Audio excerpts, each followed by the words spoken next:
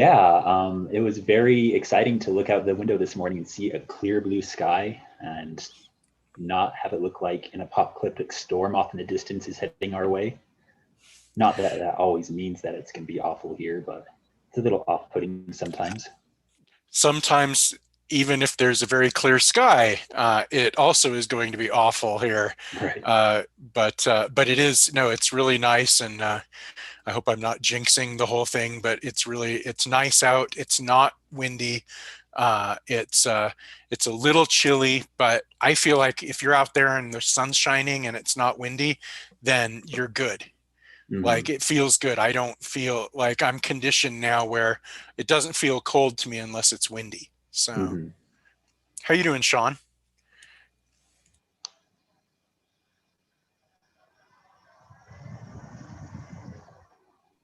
I'm doing pretty good. I might turn my video off just so I can move around to find the best wireless connection. But Yeah, otherwise, you actually sound crystal clear now. Mm-hmm. So, whatever that was before, you sound 100 times better now. So, welcome to the live stream, the morning live stream that's on at different times. It seems like now every day.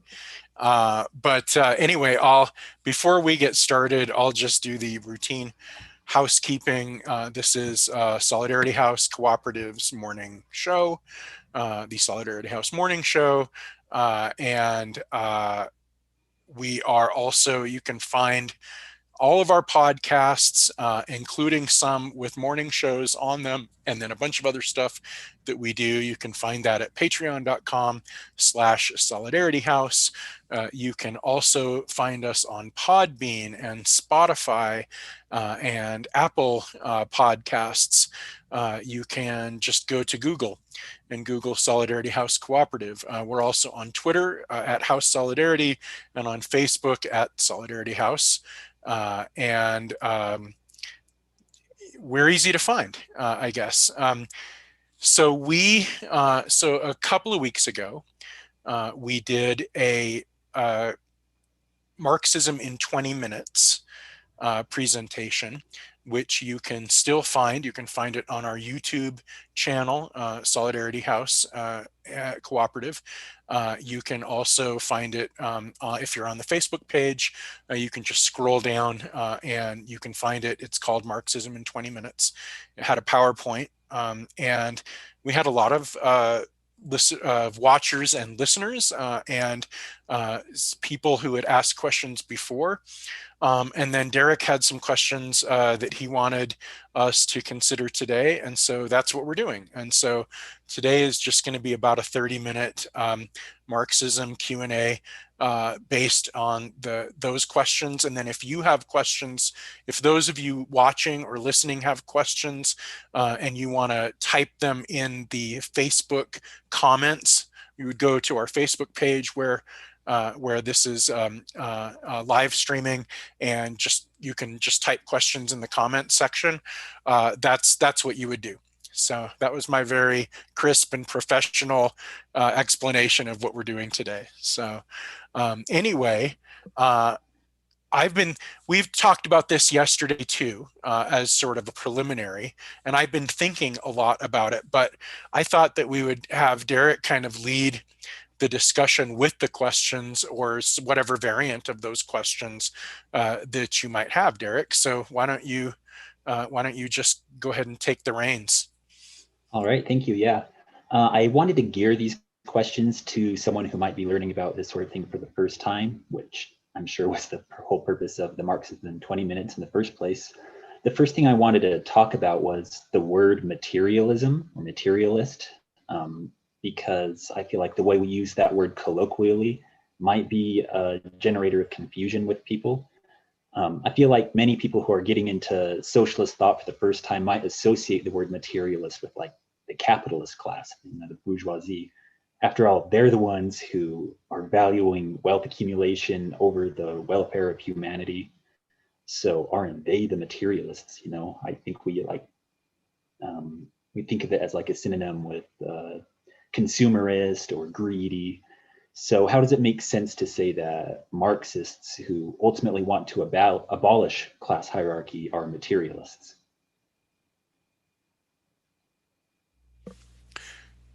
Sean, did you want to take the first stab at that? Sure. It will probably be a little rambly and hard to follow, but yeah, definitely. I guess Marxism in the Marxist sense is the philosophical opposite of idealism, which to like classically to mush a bunch of things together, there's this realm of ideal, perfect, like forms which are expressed through and determine, for example, my cat and his behavior, or an onion, which is just an expression of onionness.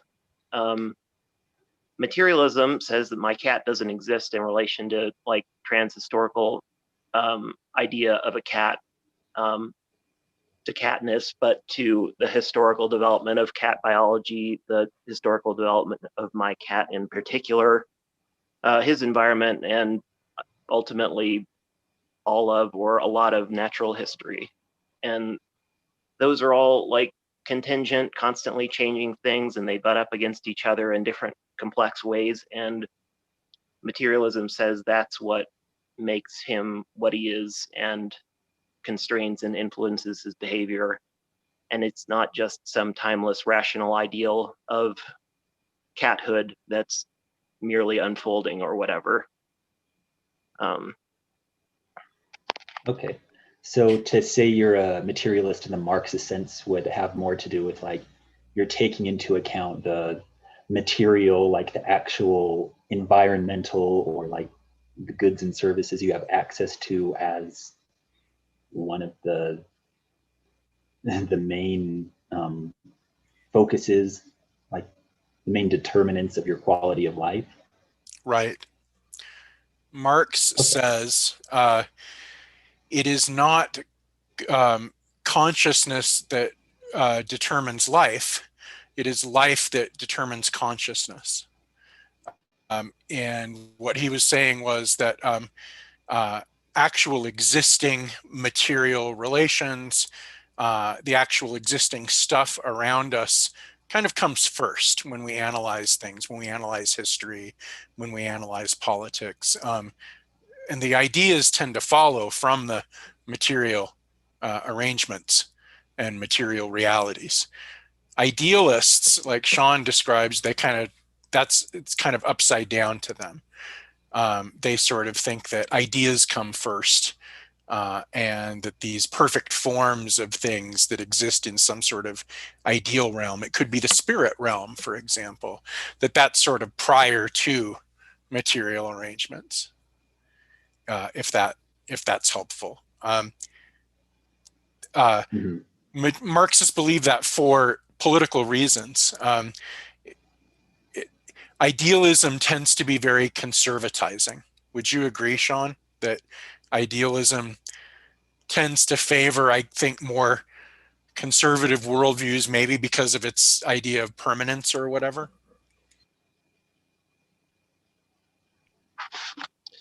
Yeah, I mean, I think there can be very conservative or reactionary materialisms, and but at the same time, the idea of just this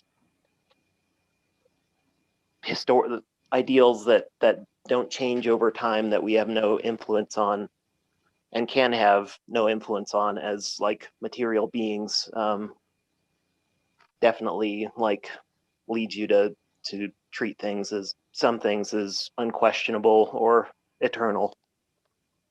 Human nature, for example. Very much so. Okay. All right. Well, having that discussion of what materialism is in the Marxist sense under our belts, I was hoping to learn more about the concept of base and superstructure and why that concept is so foundational to Marxism, and how our understanding of base and superstructure can be useful in real-world organizing. So maybe I can relay my understanding of base and superstructure to you two, and you can tell me whether or not you think it's accurate. Okay, so from what I remember in our previous discussion and from other sources, basically using the analogy of like a building on top of a foundation, the base is defined by like, you know, the material things, the environment, and basically the way goods and services are produced. And then the superstructure on top of that is kind of the more immaterial things like culture, religion, media. And so, yeah, the superstructure is built on top of the base, and yet also the superstructure has an influence on the structure of the base itself.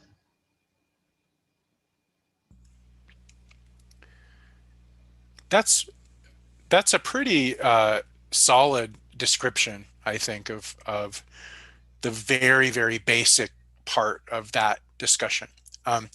Before we get into a maybe more crystallized understanding of what that means, I wanted to say that the very first question in a lot of people's minds about this is, you know, does that mean that Marxism is deterministic? Does that mean that Marxism, you know, erases human agency, and that the causal arrow only goes from one direction to the other? And, you know, obviously you mentioned, well, the superstructure does have an influence on the base, but Marxists always talk about how important it is to understand the influence that the base has on the superstructure, because failure to understand that, I think, is what causes a lot of political error from the point of view of Marxism. So I think that's important. So Friedrich Engels, Marx's collaborator, late in his life, wrote a letter. And in that letter to a friend who had asked about the influence of the base on the superstructure and this question of determinism, Engels said, "Marx and I are ourselves partly to blame," he says, and then I'm paraphrasing, for this sense of over-determinism of the base on the superstructure, this sense of over-economic determinism. He says, Marx and I are ourselves partly to blame for that. But you have to understand that we were doing battle with the idealists. We were debating the idealists. And it was almost as if Engels had this intent to say, sometimes when you're in the thick of political debate and political battle, you're going to make things sound more, you know, in this instance, some of this may have come out sounding more deterministic than we meant it to be. But at the same time, to ignore the influence of the material base on the superstructure is this profound political error. And so in trying to emphasize that, you know, a lot of people might, it sounds like what you're saying is that we're just automatons that follow the economic base. And obviously we're not. And that understanding the base superstructure model is really actually meant to talk about how we're not automatons and how we are these people of agency. So if that makes sense, I wanted to bring that out kind of as a preliminary kind of answer that, you know, Engels himself was like, we understand that this is kind of confusing. And it was confusing because we were using it. We were deploying it as this weapon, you know, in the debates that we were in. So I always thought that was an interesting story that helps frame the way that you answer that question. What do you think, Sean? I'm glad you brought up that thing from Engels. I guess not sure where to start. I guess going from the discussion of materialism, like I think there's a way that the colloquial sense, as you pointed out, Derek, of like materialism being just like the ultimate expression of capitalism, like in an individual accumulation in order to accumulate or for its own sake. And I think that's like one of those, that's an example that might be helpful. Like most of us aren't capitalists, but we still pick up on like those sort of basic laws of motion in different ways through culture. You know, more is better, more expensive is better, more unique or hard to find is better. And so that's a way that the base sort of like determines the superstructure in a very basic way. And people with agency can react against that and adopt, like, reject that culturally. And industries, capitalist industries, adapt to accommodate with like organic food, like more artisanal branding, or even just petty bourgeois forms of production versus just everything being on an assembly line. And so that's like a way that if you just like took capitalist, like a basic description of capitalism, it won't tell you like the specific ways it historically develops as a result of people making choices and exercising agency and expressing that culturally or religiously or whatever. So the superstructure has determined some aspect of the base. Okay. I kind of think that relates to something I was thinking about last night. I was thinking about how base and superstructure, that concept relates to modern phenomena we have, especially with like millennial and Gen Z, with what we call hustle culture or the gig economy. Would hustle culture and gig economy, that sort of thing, be an aspect of the superstructure that in turn plays a factor in how goods and services are created?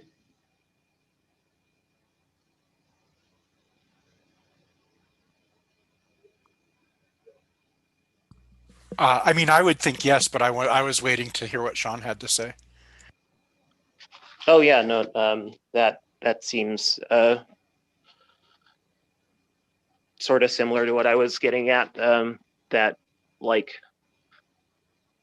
pushing yourself to do like all these jobs and accumulate wealth as a wage laborer.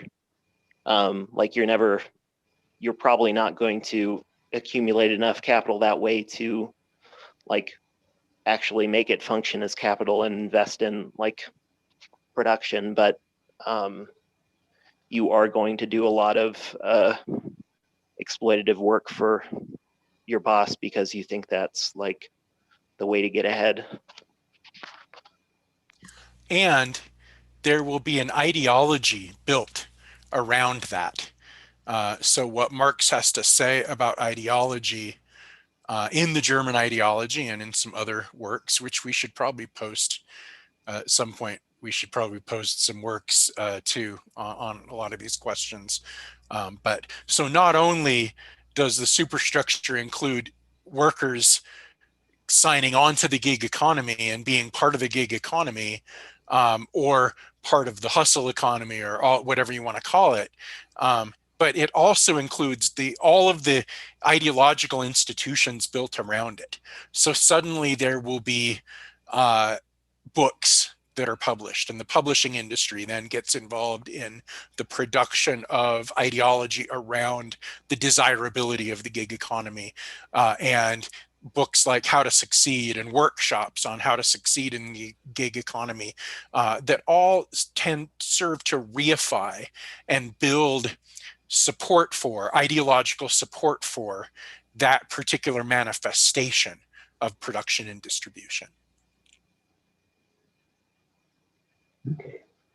I think that makes sense. And those are the things that, I mean, to understand that relationship is really important, because otherwise people might be like, well, why is the gig economy such a big deal? Well, maybe because humans function better in a gig economy than they function in traditional jobs, or, whatever it is you're supposed to think.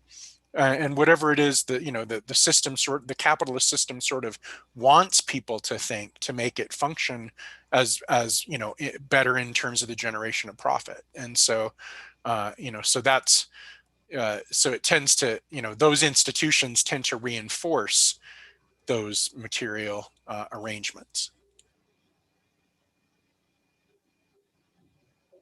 Great. I had one other question that came to me in like a flashback from Sociology 101, which is really where I think I first heard about what Marxism is outside of like what we see in shallow pop culture. But other man considered one of the founding fathers of sociology, Max Weber, in 1905 wrote the book The Protestant Work Ethic in the Spirit of Capitalism, where he basically posits that like the traditional Christian values of hard work and frugality and living on scraps, and the idea that that kind of lifestyle is necessary, that's what gets you into heaven, is kind of what gave birth to modern capitalism. So I was wondering, is that an example of culture, an aspect of the superstructure influencing the base, but then also keeping in mind that Weber obviously wasn't himself a Marxist, and perhaps his ideas are something that a Marxist would object to?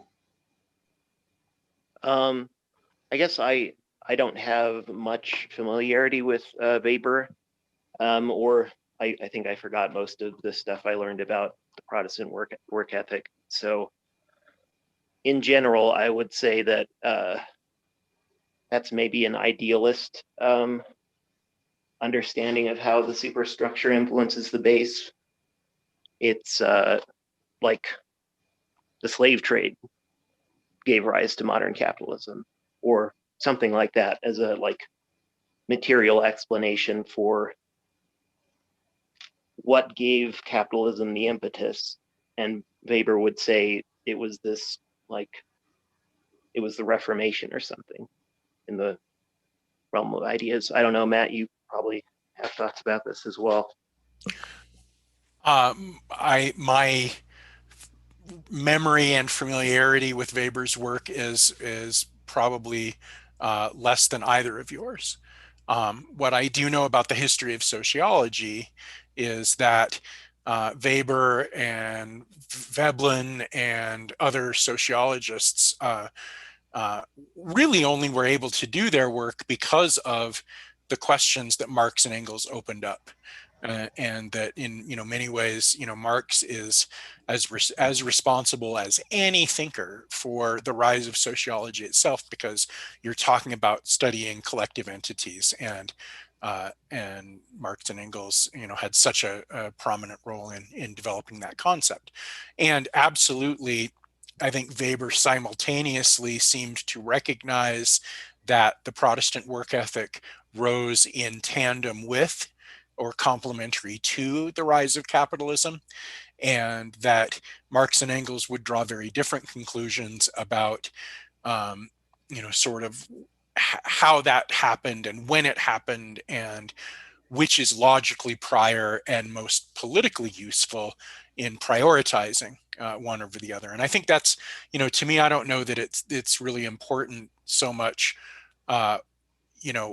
theoretically, as it is sort of politically, to say, to understand that the reason you want to talk about capitalism sort of coming first, and manifesting the Protestant work ethic, is so that people can recognize the constructed nature of and the artificial nature of the Protestant work ethic.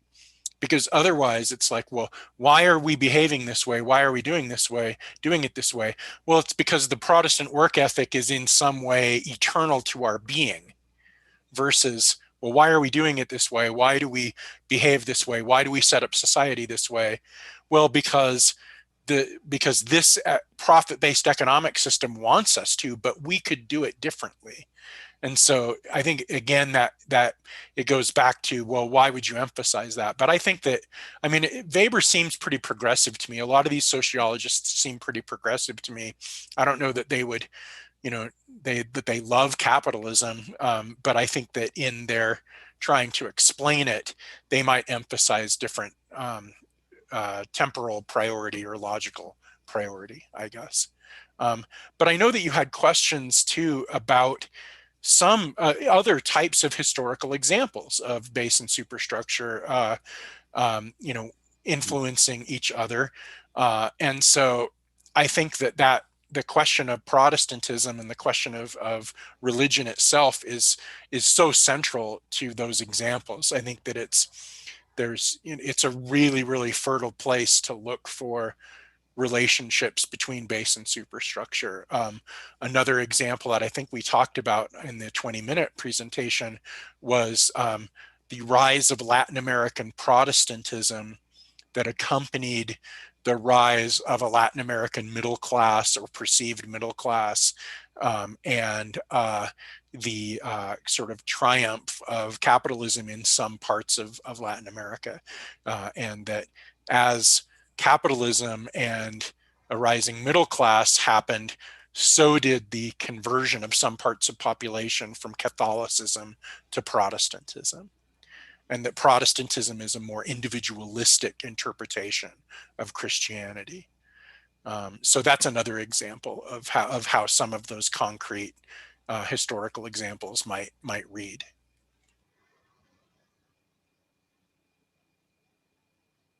Cool. Well, thank you for that conversation. It looks like we have about 2 or 3 minutes left. I don't know if that's enough time to go over any other concepts I wanted to bring into it, but I think we probably have time for one more question. Okay, let's see. How would we interpret, or how would we look at the base superstructure model in radically different types of economies, say like in a feudal society or in like a hunter-gatherer society? Is the base superstructure model still relevant in interpreting societies like that? I think so. I think it's not a specifically capitalist phenomenon that arises, but just more of a basic facet about, it's, I guess, a metaphor for how materialists understand the world, that without a base, you can't build anything on top of it. And as for examples, I guess, like I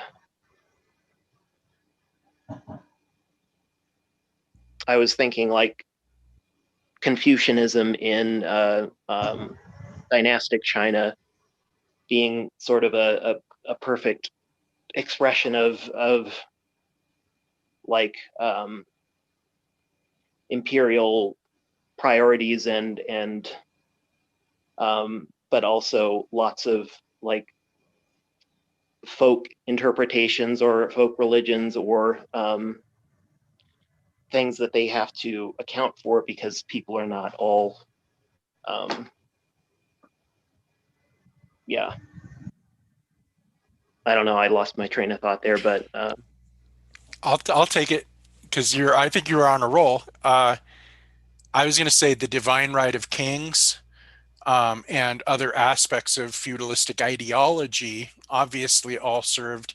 And I mean, to me, that's something that almost feels intuitively obvious, that in a society that has feudalistic property relations, we are, going to do these things. Or Confucianism in dynastic China, or even other types of mythos.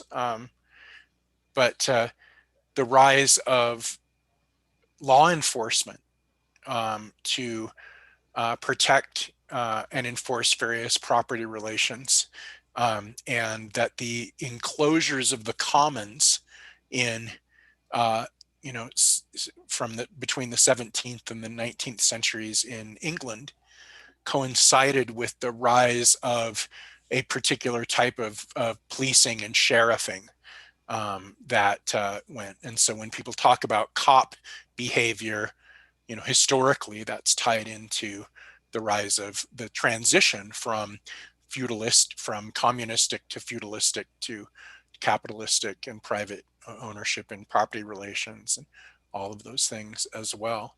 I mean, I guess that to me, the most important parts of base superstructure in terms of what it means for politics is that it helps us understand why oppressive systems are not natural, that systems are artificial and therefore systems can be collectively changed.